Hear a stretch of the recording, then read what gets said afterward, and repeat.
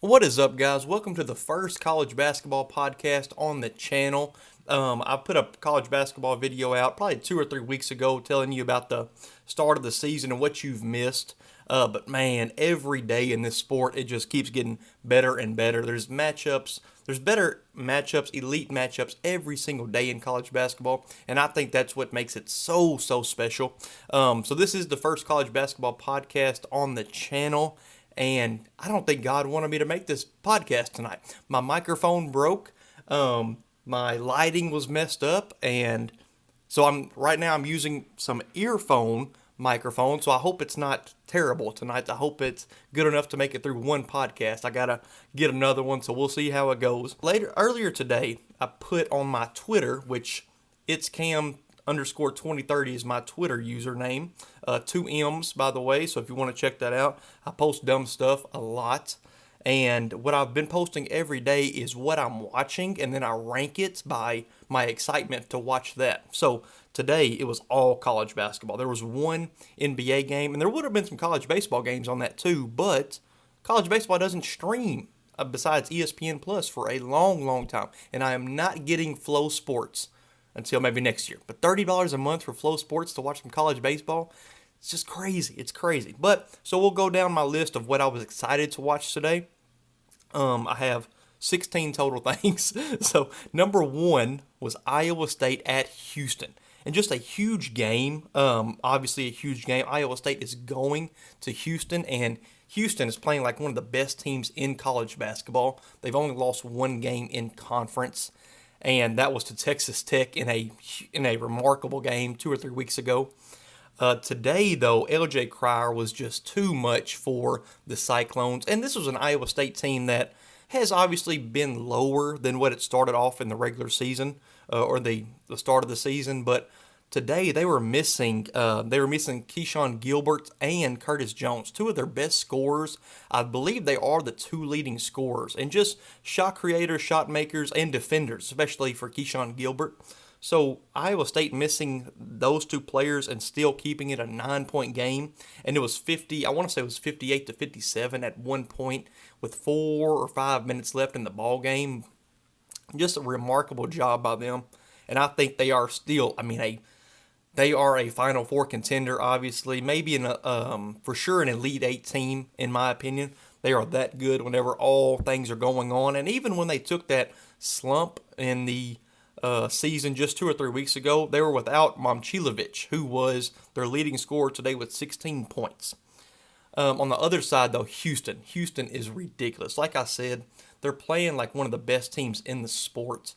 And today they had LJ Cryer, who was ridiculous. Absolutely ridiculous. When Iowa State made it a 1-point game late in the second half, they turned to LJ Cryer, and that's all they had to do, man. 28 points today. He was just too much for them. It's way too much for them. And Houston has just been unreal as of late. The next game I had on here was Kentucky at Alabama. And this was a heck of a game as well. Alabama, they made it kind of ugly later on in the second half. They ended up winning by 13. They put 96 points on a Kentucky team that is very good, especially at their top end talent. But I can also see this team just like last year, losing in the first round, losing in the second round in the round of 32. I can see that happening for this Kentucky team.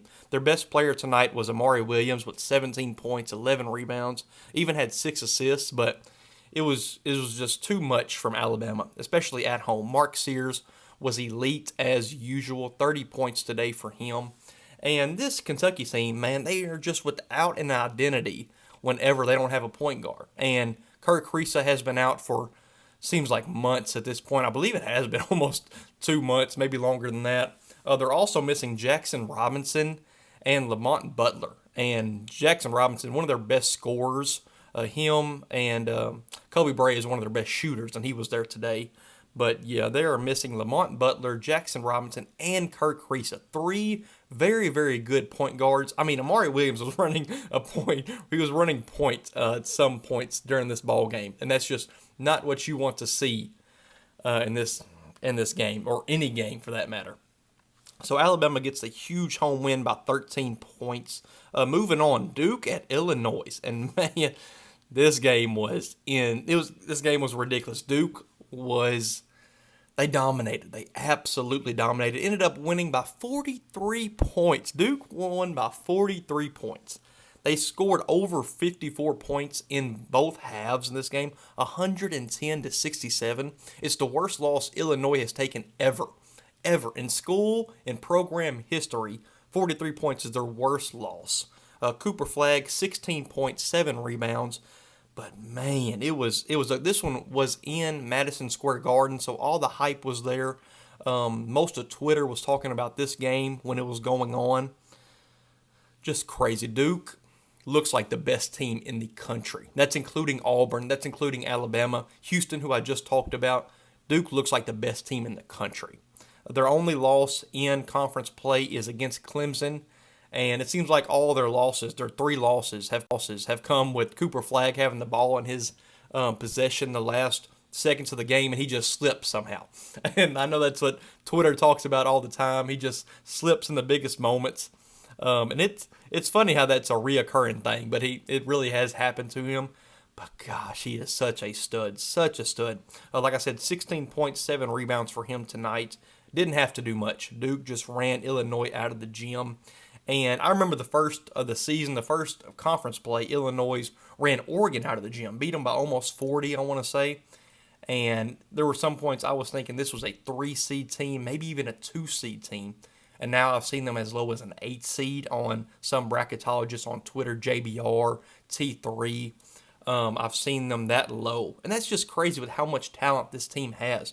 Kasparis Jakachonis, top 15, top 10 pick, depending on who you ask, had 14 points, 7 rebounds, 6 assists tonight, but it just did not matter. Losing by 43, it doesn't really matter what your best player does at that point.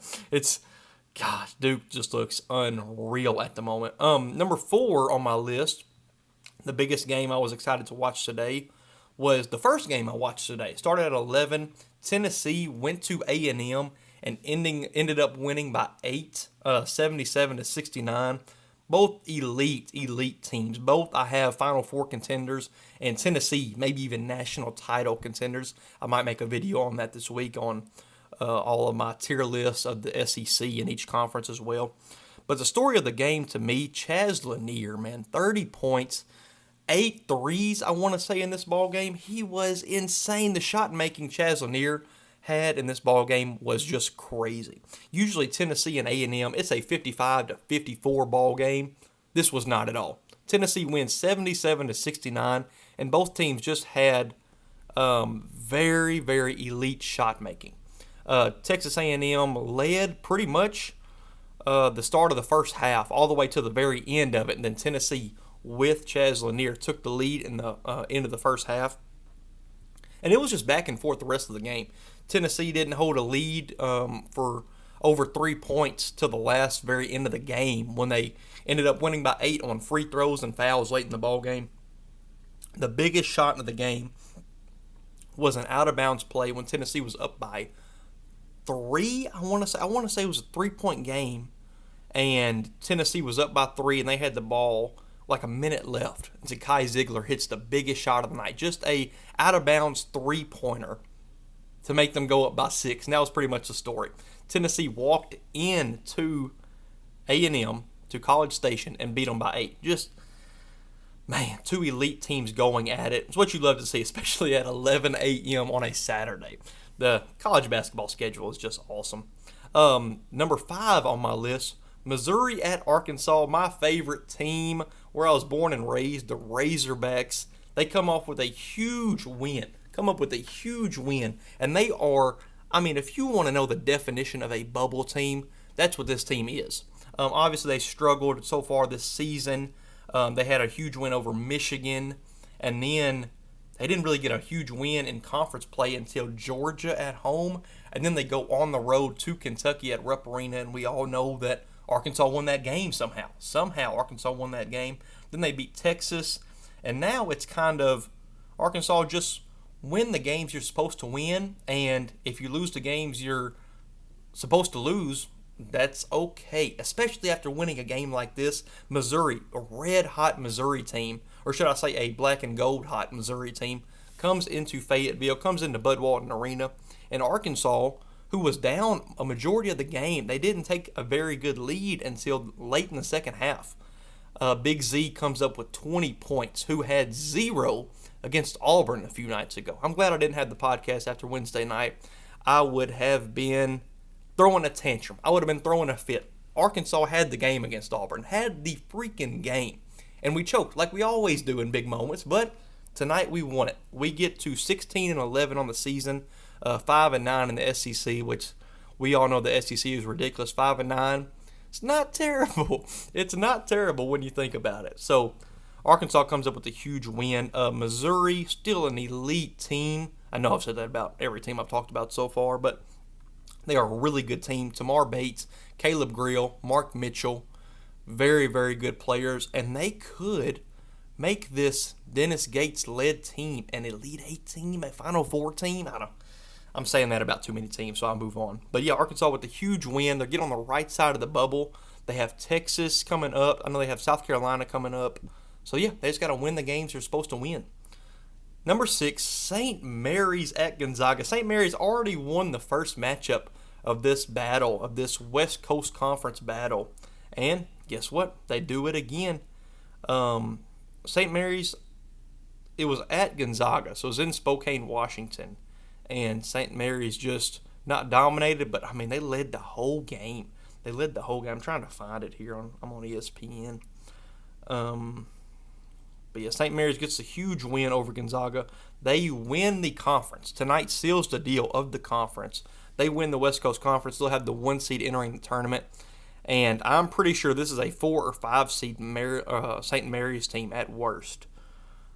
Man, Gonzaga, what is Gonzaga doing, man? The start of the season, they beat a Baylor team by 40, which I know that feels like 4 months ago. And if I'm doing my math right, it's over ago in it. So yeah, Gonzaga beats a Baylor team by 40, and I'm ready to crown them the number 1 overall seed, and that's just not what you do in college basketball. It's not what you do. It's way too early.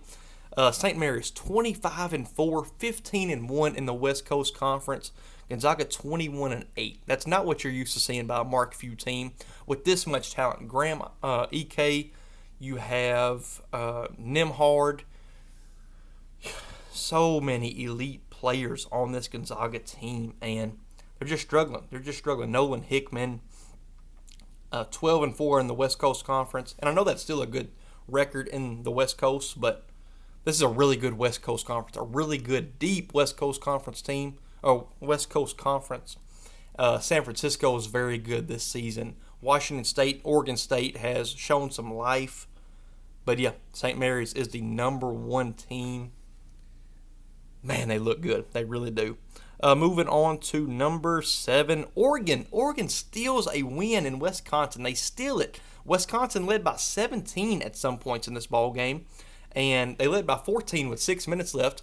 And Oregon storms back. They tied in overtime after John Blackwell just did not catch the out-of-bounds ball by Max Klesmit. Just rolls off his knee, goes out of bounds. Oregon takes the ball down 3, and Jackson Shelstad hits a bomb of a 3 to tie it. Sends it to overtime, and Nate Biddle, who had 23 points, 6 rebounds, 3 blocks in this ball game, had a huge shot to go up by 3 late. And then, what I didn't understand by Wisconsin, there was a minute left. They were down by 3. 2 straight possessions. They wasted the clock down and then took a really bad 3. And that's not what you do when you have a minute left and you're down by 3. You go for I hate when people say a quick 2, because why not go for a quick 2 every possession? But you go and fight for and look for an easy 2 if that's possible. And then if not, you kick it out for a 3. You don't have to just chase a 3 when you're down by 3.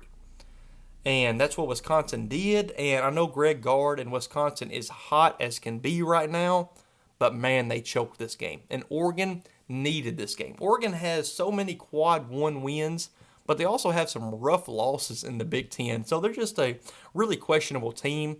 I want to say they're on the 7, 6, maybe even 8 seed line. I'd have to do I'd have to do my research on that. But yeah, just a totally wild card of a team. Oregon can beat anybody. They can also lose to most teams. So really tough one there. A tough one to swallow for Wisconsin fans. They'll just have to move on because they had a heck of a last 4 or 5 games. Had just had an amazing win over Purdue last Saturday. But that's how college basketball is. Just so many highs and then so many lows. That's just the sport. Clemson at SMU. SMU is 20-7 in the and 11-5 in the ACC with no quad one wins. How does that make any sense at all? Today they had Clemson coming to town, who is the second best team, and they also beat Duke just a couple weekends ago. So you could argue they are right at the top. 2 or 1 in that conference. Obviously, Duke's number 1 right now and probably the number 1 team in the country. But you could argue. It's time for an argument. And Clemson just beats SMU by 10, and it wasn't close most of the time. It was not close. Jaden Zachary, 19 points, 6 rebounds, 7 assists. It's what you need in a big road game victory. And Clemson had it. Brad Brownell has this team right up to Elite 8, Final 4 contenders again like he did last season. And the goal is obviously a Final Four or better for this team, man. It really is. That's how good Clemson has been. That's how good they are right now. That's how good they are. Number 9, I have George Mason at VCU. This is what he says. John Rothstein always says about a VCU home game, more life-altering than a 10-day trip to Europe. And, man, George Mason got a taste of that today.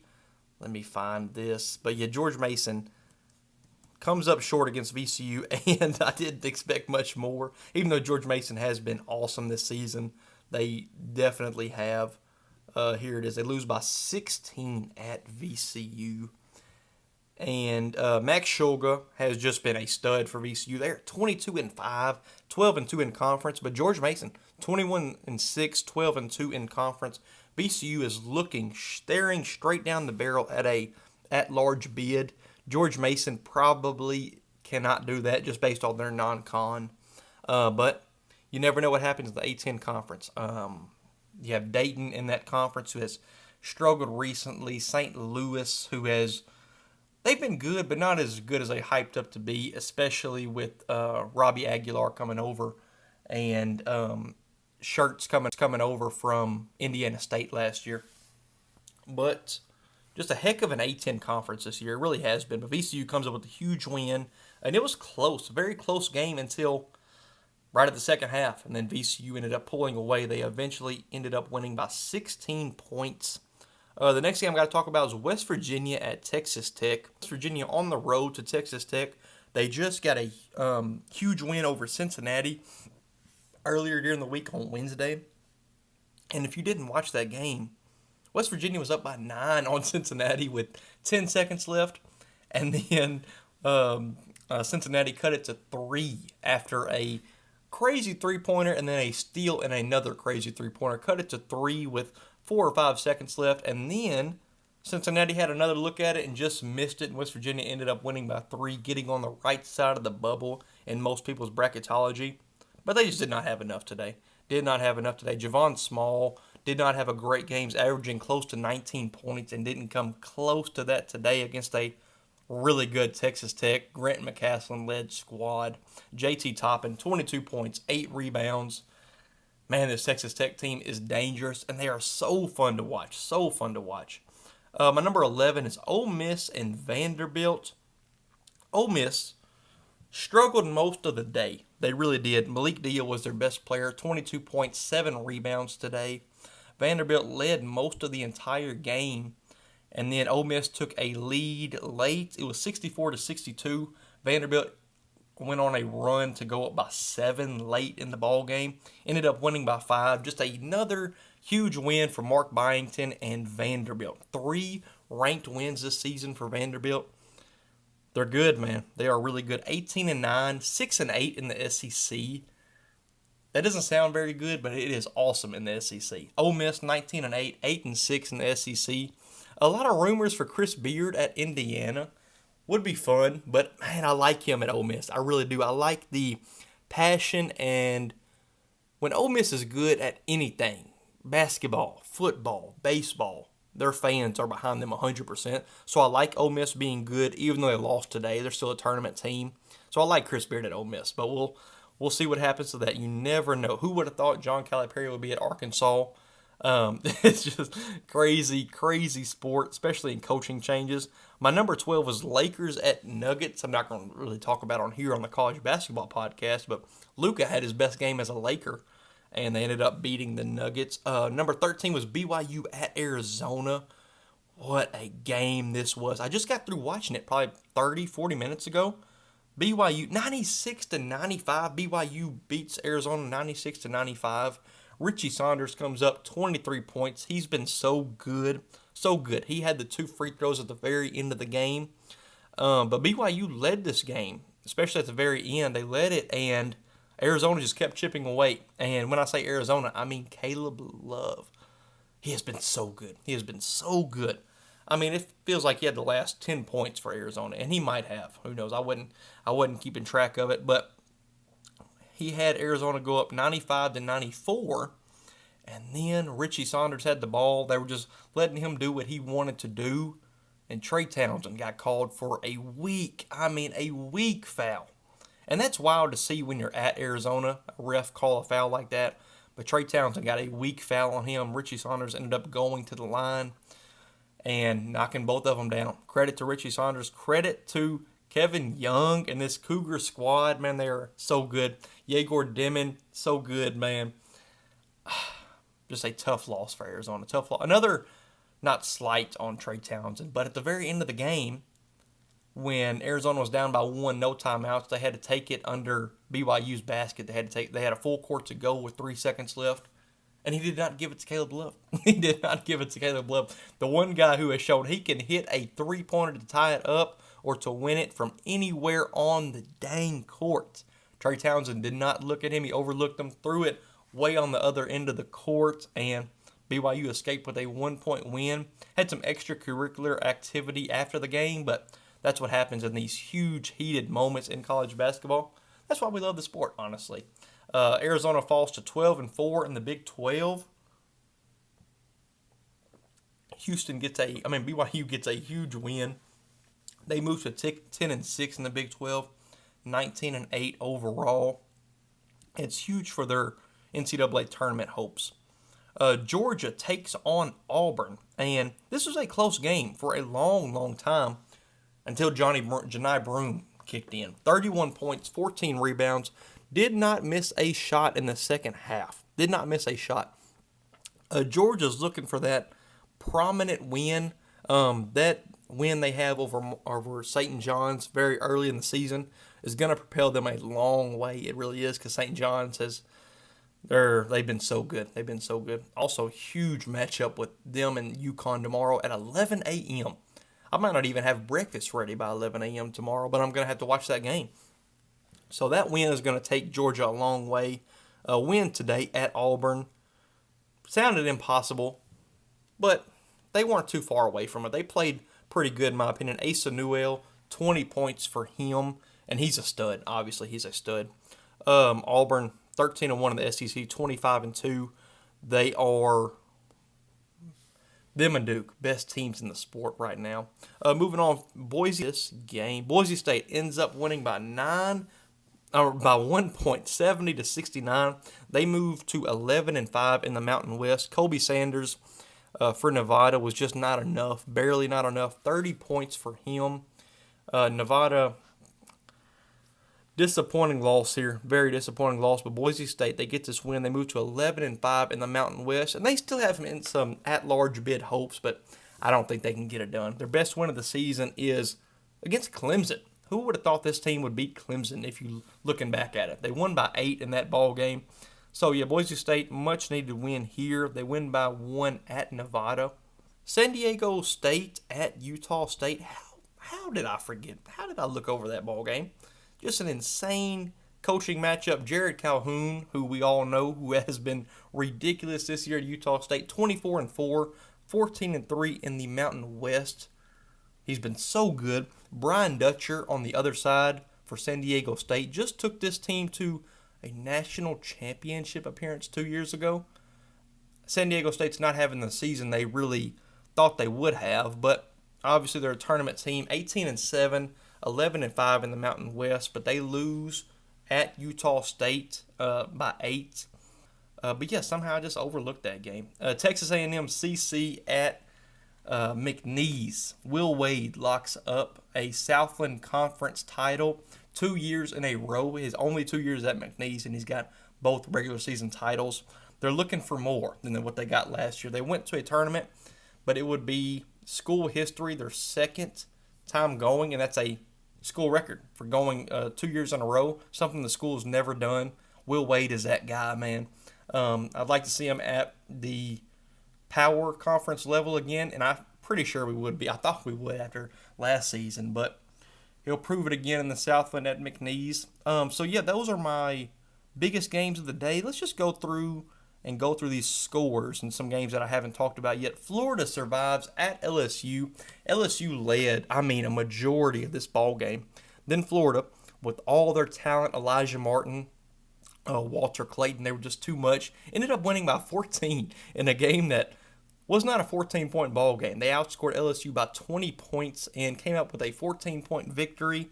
Florida, like I said about Auburn, like I said about Duke, like I said about Houston, they're playing like one of the best teams in the country right now. So hot in the SEC. 24-3 at the moment. And this team wasn't really getting talked about enough, probably because of the Todd Golden situation before the season. And now all that's cleared. We don't have to worry about that anymore. And they're just hooping. Absolutely hooping. Moving on. Talked about all these teams. Oklahoma gets a really big win in the SEC. They moved to 4-10 in the SEC. They beat Mississippi State by 6.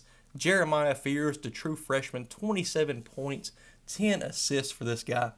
He's unreal. This game was a high scoring game, 93-87. Both teams scored over 50 points in the second half. Mississippi State, they fought a 7-7 in the SEC, which, like I said earlier, not bad at all. It's really not.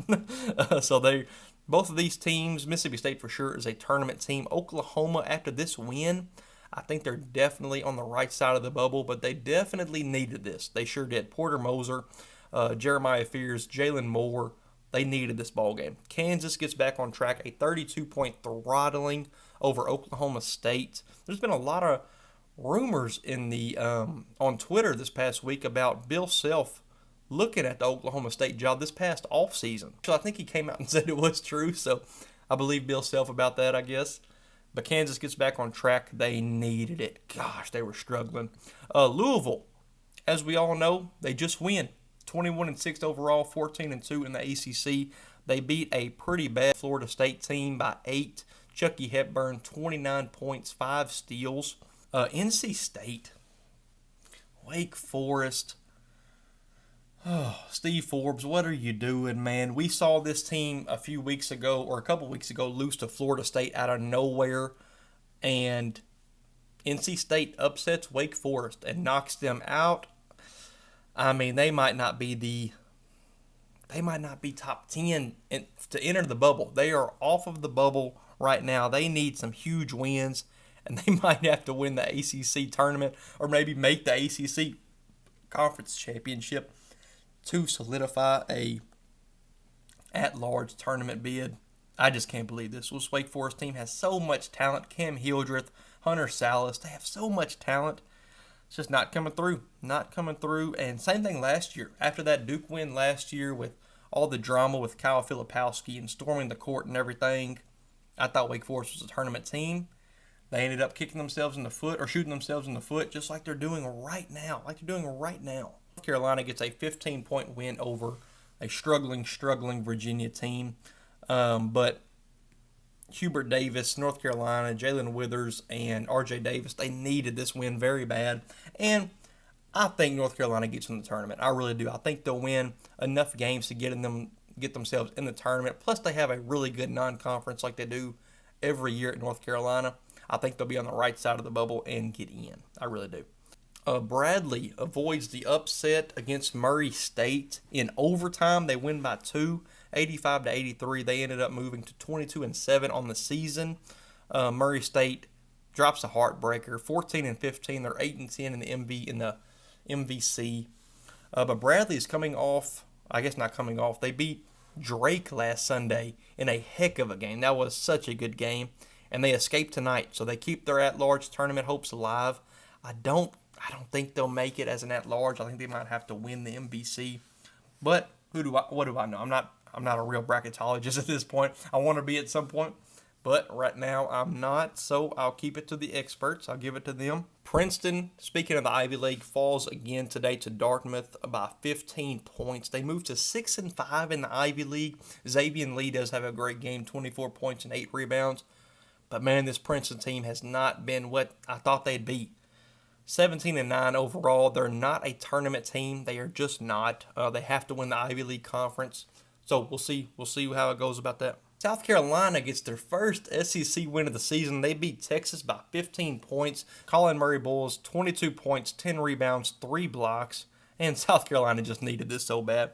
Trey Johnson for Texas, who just looks like a stud. Top 5 pick, maybe even higher. He had 29 points tonight. He looks so good. But South Carolina just dominated this whole entire game. And they just needed a victory like this. They really did. UC Irvine, pretty much the last game of the night I watched tonight.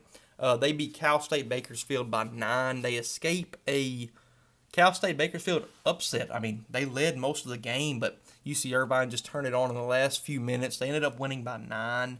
And so this is huge for a 2-bid Big West Conference with UC Irvine, UC San Diego. It's a recap of Saturday.